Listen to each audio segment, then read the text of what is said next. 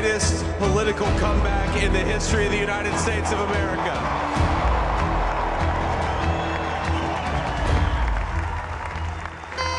Внимание, расчет, получен приказ. Верен. Внимание, пуск!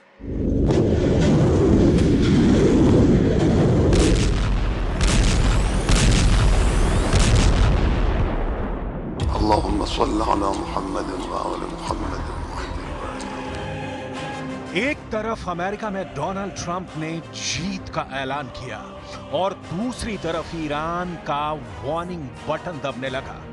Iran ने बता दिया है कि युद्ध का बजर वाला राउंड शुरू हो गया है। इस बजर वाले राउंड में अब युद्ध की रेंज में सिर्फ ईरान या इजराइल नहीं रहेगा। ईरान के सुप्रीम लीडर अली खामनेई के ऑर्डर पर विदेश मंत्री अब्बास अराक्ची ने बहुत बड़ी वार्निंग दे दी है। بجز رژیم صهیونیستی خواهان این وضعیت نیست. अब्बास अराक्ची ने कहा है कि युद्ध बढ़ा तो वॉर वाली तबाही की रेंज पश्चिम एशिया से आगे बढ़कर बाकी दुनिया को भी अपनी जद में ले लेगी। यानी अगर ईरान जलेगा तो इजराइल पर खाक हो जाएगा और इस इलाके में अमेरिका के सभी दोस्तों के घरों में भी आग लग जाएगी। ईरान के विदेश मंत्री अब्बास अराक्ची इस बात की 100% गारंटी दे रहे हैं। यानी युद्ध वाले धमाकों से सिर्फ लेबनान और गाजा खत्म नहीं होगा, मिसाइल के हमलों से सिर्फ ईरान और इजराइल नहीं टहलेगा, बल्कि हर उस देश पर इसका असर पड़ेगा जो इस युद्ध में पर्दे के पीछे से ईरान के खिलाफ है।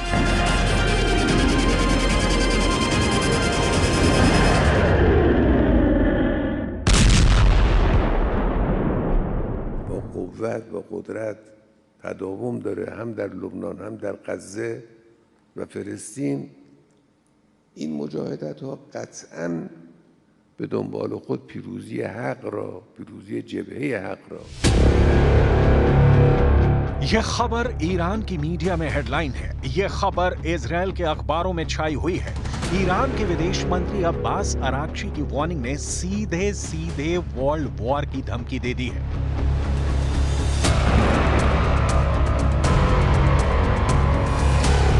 लेबनान में रोज हो रही बमबारी और जलते हुए गाजा को देखकर अब्बास अराक्ची ने बहुत साफ शब्दों में कहा है कि दुनिया को पता होना चाहिए कि अगर युद्ध बढ़ता है तो इसके नतीजे पश्चिम एशिया तक ही सीमित नहीं रहेंगे। असुरक्षा और अस्थिरता बाकी क्षेत्रों और दूर दूर तक फैलेगी।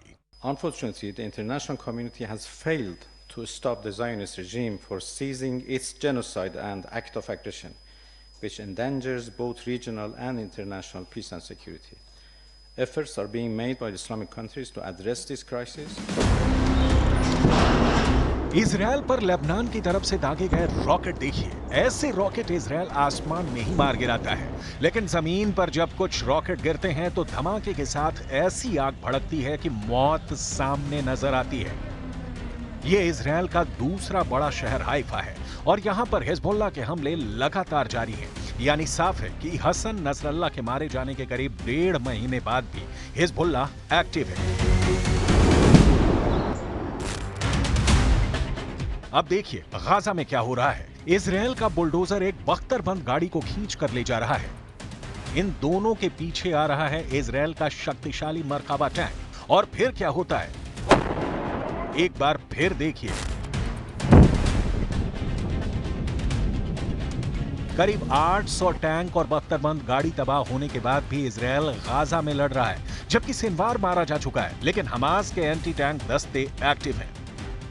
بله شخصیت برجسته و مهمی مثل جناب سید حسن نصرالله یا جناب سید هاشم صفی الدین و امثال اینها در بین اونها نیستند. اما अब इन धमाकों के बीच आई है ईरान की चेतावनी, क्योंकि अमेरिका के चुनावी नतीजों से इजराइल को नई ताकत मिली है। राष्ट्रपति डोनाल्ड ट्रंप के आने के बाद नेतन्याहू के अंदर वॉर वाली बैटरी भी पूरी तरह से चार्ज हो गई है। ये बात ईरान बहुत अच्छी तरह जानता है। ईरान को लग रहा है कि ट्रंप का आना इस युद्ध को रोकेगा नहीं बल्कि और भड़काएगा। 26 अक्टूबर को इजरायल ने जिस तरह ईरान पर काउंटर स्ट्राइक की, उसे देखकर ईरान को नए खतरे की बू आने लगी है।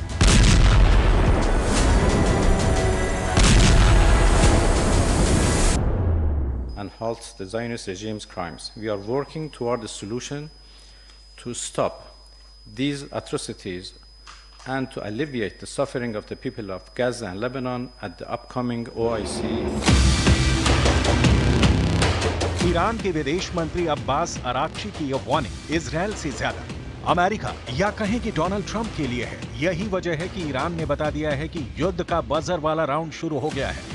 डोनाल्ड ट्रंप के जीतने पर नेतन्याहू ये ना समझें कि युद्ध सिर्फ पश्चिम एशिया तक बाकी रहेगा और सिर्फ गाजा या फिर लेबनान जलेगा। इस युद्ध की जद में पश्चिम एशिया से आगे अमेरिका और इजरायल के दोस्त भी जलेंगे। यही ईरान की वार्निंग वाला बटन है जिसने बजर बजाना शुरू कर दिया है।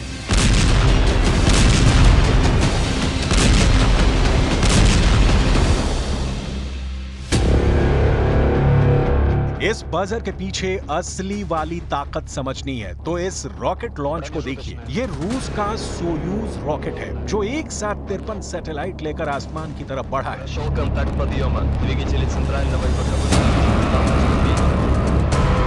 बड़ी बात यह है कि इस रॉकेट में ईरान की 2 बहुत ही खास सैटेलाइट भी थी। नाम है कौसर जो आसमान से निगरानी करेगी और दूसरी है हुदहुद जो एक कम्युनिकेशन सैटेलाइट है। ये रॉकेट लॉन्च ईरान और रूस की दोस्ती का वो सबूत है जिसके पीछे अमेरिका और इजरायल का खौफ भी छुपा हुआ है। Большое внимание уделяем обеспечению мира на Корейском полуострове. Как вы знаете, в развитии дружественных связей с КНДР был подписан и вступил в силу российско-корейский договор.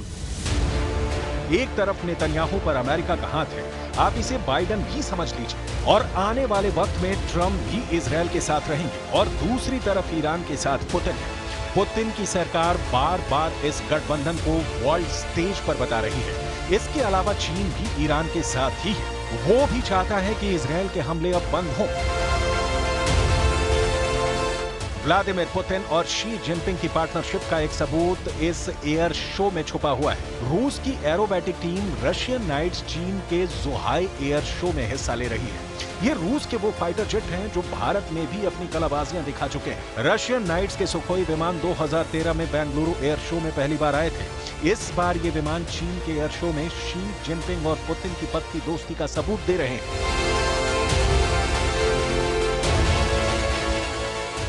Летали хорошо, настроение отлично, готовы к работе, с хорошим качеством отработали. И погода самое главное, хорошая, что позволила нам поработать.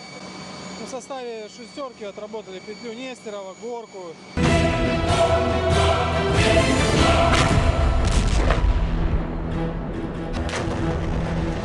Ukraine, Gaza, Lebanon, Yemen, Israel और यमन, इतने वॉर जोन जब एक्टिव हैं तो युद्ध रोकने की जगह युद्ध भड़काने वाली बातें हो रही हैं। तब अमेरिका में डोनाल्ड ट्रंप का जीतना एक बड़ा टर्निंग पॉइंट हो सकता है, लेकिन इजरायल ट्रंप की जीत से बहुत ज्यादा खुश है और यही वजह है कि अमेरिका के चुनावी फैसले के बाद ईरान बहुत ज्यादा आक्रामक है। यही वजह है कि हर 24 घंटे में गाजा से लेकर लेबनान और इजरायल से लेकर ईरान तक बहुत सी चीजें लगातार बदल रही हैं और इसका असर यूक्रेन से लेकर रूस तक देखा जा रहा है। खबर यह है कि रूस ने अपनी परमाणु फोर्स को सुपर एक्टिव कर दिया है।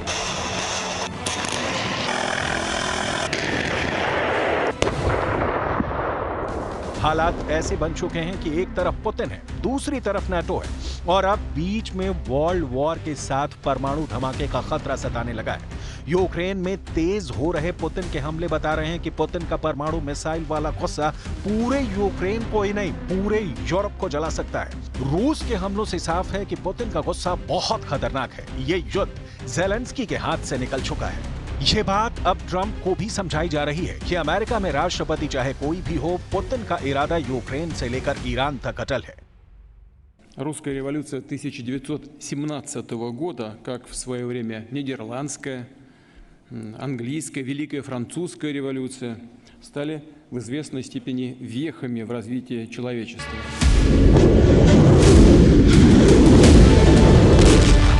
यूक्रेन युद्ध और गाजा के साथ लेबनान में चल रही बमबारी के बीच अब ईरान और इजराइल का युद्ध किसी भी वक्त शुरू हो सकता है। ऐसे वक्त में ट्रंप का आना कई बड़ी चुनौती पेश करने वाला है। यही वजह है कि पुतिन की न्यूक्लियर कमांड इस वक्त पूरी एक्टिव है।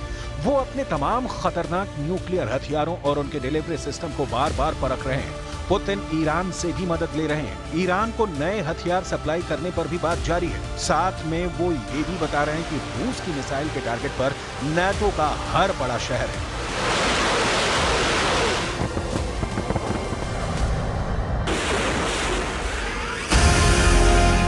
नवंबर के महीने के अंदर सिर्फ 5 दिन के अंदर परमाणु युद्ध भड़काने के 2 सबसे बड़े कदम उठा लिए गए हैं।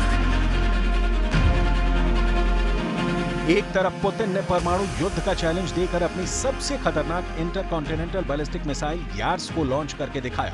ये मिसाइल 11,000 किलोमीटर की रेंज में एटम बम गिरा सकती है। तो दूसरी तरफ बाइडेन ने कहा अमेरिका देगा मुंहतोड़ जवाब और ईरान के करीब तैनात कर दिया है अपना सबसे खतरनाक न्यूक्लियर बम वर्षक विमान B-52। यही बन गया है नवंबर में न्यूक्लियर वॉर का सबसे बड़ा खतरा। पुतिन ने जब से रूस की परमाणु फोर्स को युद्धाभ्यास का ऑर्डर दिया है, पूरा नाटो दहशत में है। फ्रांस और ब्रिटेन से लेकर अमेरिका तक रूस की न्यूक्लियर फोर्स की चर्चा हो रही है। नवंबर का महीना इस दुनिया के लिए अहम है। गाजा के युद्ध के बीच अगर नवंबर 2024 सही सलामत गुजर गया तो समझ लीजिए बहुत बड़े युद्ध से ये दुनिया बच जाएगी। लेकिन ईरान और इजराइल से आ रहे ये इशारे बहुत खतरनाक हैं।